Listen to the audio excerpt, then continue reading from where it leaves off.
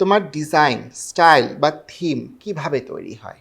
আমি ফার্স্টেই বলেছি যে আমি হচ্ছে প্রতিটা ডিজাইন মানে সিজন ওয়াইজ সিজনটাকে মাথায় রেখে আমি এটা করার চেষ্টা করি। হুম, হুম।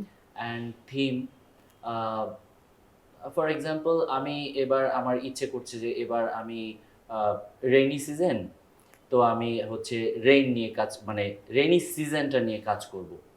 তো সেই ক্ষেত্রে আমি দেখা গেল যে রেইনি সিজনে কি হয়, অনেক গ্রিনারিজ পাই আমরা, হ্যাঁ, লতা পাতা, নতুন নতুন লতা পাতা আসে। হুম, পেয়ে হুম, থাকি। আমরা পেয়ে থাকি মানে প্রকৃতি থেকে যেটা পাই আর কি।